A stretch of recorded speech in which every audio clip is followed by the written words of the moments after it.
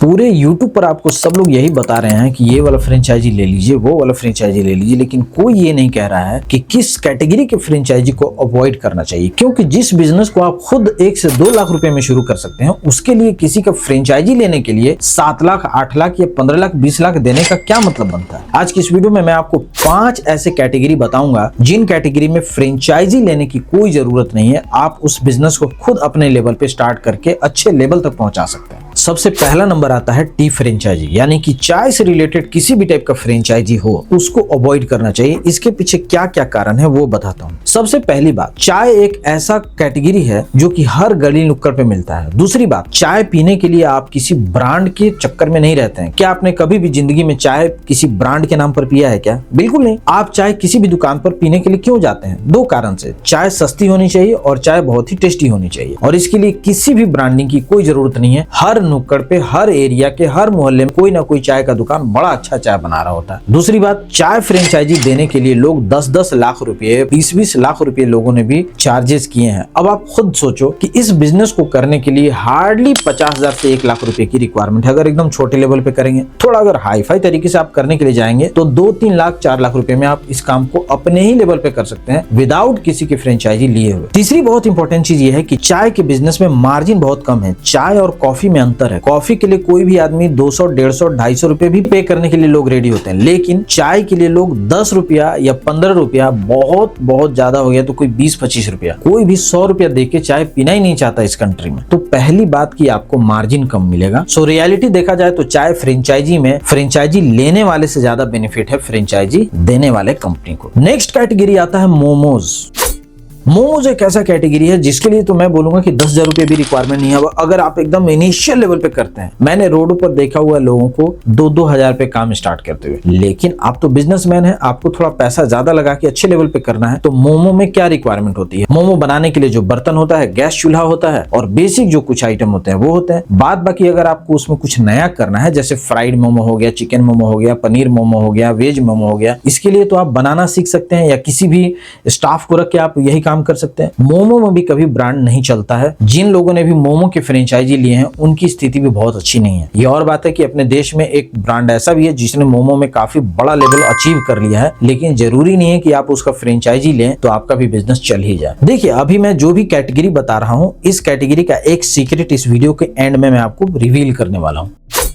तीसरा number category आता है juice and shake. Juice and shake एक ऐसा कैटेगरी है जिसके लिए तो ब्रांड बिल्कुल काम नहीं करता, क्योंकि जूस कैटेगरी का सबसे बड़ा ब्रांड तो वो खुद जूस है। जैसे अगर किसी को अनार का जूस पीना है तो इसके लिए ब्रांड का क्या मतलब है? अगर आपने फ्रेश फ्रूट का अनार का जूस बनाया तो अनार ही निकलेगा, उसमें और क्या निकलना है? ऐसा तो नहीं कि कुछ अलग कोई टेस्ट देने वाला है, कुछ भी नहीं करेगा उसमें। तो इसीलिए इसमें प्रोडक्ट हीरो है, इसके लिए किसी हीरो ब्रांड की रिक्वायरमेंट नहीं है। इसीलिए आपने देखा होगा कि बड़े बड़े जो भी कंपनीज हैं वो इस टाइप के छोटे छोटे कैटेगरी में बिल्कुल नहीं आते हैं। एक इंपॉर्टेंट चीज मैं आपको बता दूं, इस टाइप के बिजनेस में एंट्री बैरियर नहीं है। यानी कि जहां भी आपने चाय का, मोमो का या जूस का सेंटर आपने ओपन किया, जरूरी नहीं है कि दूसरा आदमी नहीं कर सकता है। इसमें क्या कोई आपने बहुत रिसर्च एंड डेवलपमेंट का काम किया, कुछ बहुत बड़ा आपने एक्सेस, कोई रॉकेट साइंस से किया ये बिजनेस करना? नहीं, कोई भी आदमी खोल सकता है। यानी कि बेवजह का आपका एक फोकट का कॉम्पिटिटर आ जाएगा। नतीजा क्या है कि पूरा का पूरा आपका बिजनेस ही चौपट हो जाएगा।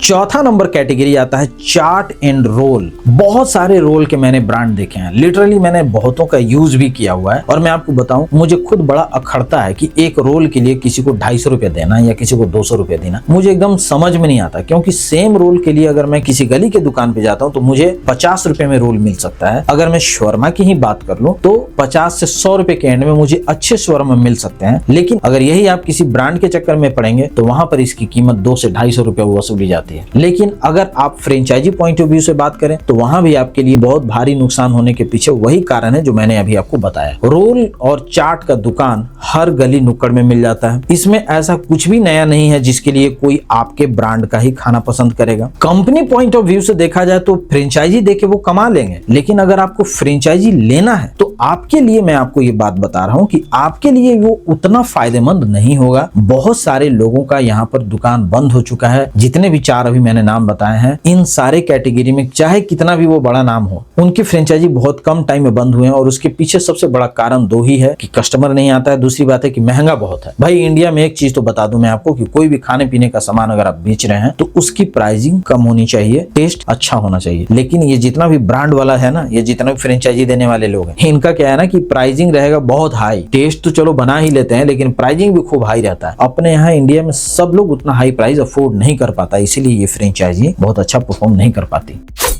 सबसे लास्ट कैटेगरी इसमें आता है फास्ट फूड। फास्ट फूड में बहुत टाइप का फास्ट फूड आ सकता है, जैसे बर्गर हो गया, पिज्जा हो गया। इस टाइप का 3-4 कैटेगरी में आपको बताऊं। बहुतों को मैंने पर्सनली देखा है कि पिज्जा का फ्रेंचाइजी ले लेते हैं किसी का भी। भाई अगर नामी गिरामी ब्रांड का आप ले रहे हो तो पहली बात की उसकी कॉस्टिंग है कि आप ले ही नहीं पाओगे, है ना। जैसे डोमिनोज अगर आपके दिमाग में आ रहा हो तो उसकी कॉस्टिंग बहुत है, 2-3 करोड़ रुपया है, नहीं ले पाओगे, इतना ज्यादा कॉस्टिंग है। वहीं अगर आप किसी औने पौने का उठा के आपने ले लिया तो सेम प्रॉब्लम आपके लिए आएगा, क्योंकि अगर कोई बड़ा ब्रांड इसमें बैठा हुआ है तो वो आपके कॉम्पिटिटर बन जाएंगे, नतीजा है कि वो आपको काम ही नहीं मिल पाएगा। दूसरी बात, अगर जैसे बर्गर जैसे कैटेगरी की भी बात करूं तो आपको पता है कि बर्गर में इस देश में एकदम आंधी मचा हुआ है। जिसको देखो बर्गर का नया ब्रांड बना दे रहा है, कुछ भी डाल के बना क्या रहा है वही। बर्गर में लोग आलू टिक्की डाल दे रहे, बर्गर में लोग पनीर डाल दे रहे, कुछ भी डाल दे रहे। ये सारी चीजों को करने से उनको फायदा हो सकता है, मैं आपको बार बार बोल रहा हूँ, कंपनीज को बेनिफिट हो सकता है। वो बता सकते हैं कि भाई मैंने तो नया कर दिया। लेकिन अगर आप सेम बर्गर बनाने के लिए किसी को 15-20 लाख रुपए फ्रेंचाइजी दे के अगर आप उसका दुकान ले रहे हैं तो आप फंसेंगे, क्योंकि इतना भारी अमाउंट का इन्वेस्टमेंट करने के बाद जब बारी पैसे निकालने की आती है तो वहां पर आप फंस जाते हैं, क्योंकि बिकेगा ही नहीं। ये वीडियो बनाने का मेरा पर्पस सिर्फ और सिर्फ एक ही था, आप लोगों को मैं अवेयर कर दूं कि इन कैटेगरी में बिल्कुल नहीं जाना है, क्योंकि आपका नुकसान हो सकता है अगर आप फ्रेंचाइजी लेने वाले हैं तो। वहीं कंपनियां जो फ्रेंचाइजी बना के बेच रही हैं वो तो फायदे में ही रहेगा। उसने एक को फ्रेंचाइजी दे दिया, चला चाहे नहीं चला, वो तो बैठा हुआ अपने फायदे में, तो वो आपके लिए बने बनाए। दोस्तों अगर आपको ये वीडियो पसंद आया है तो आप इस वीडियो को लाइक कीजिए, कमेंट में फ्रेंचाइजी जरूर लिखिए। पूरा वीडियो देखने के लिए आपका बहुत बहुत धन्यवाद। Thank you so much, take care, bye bye.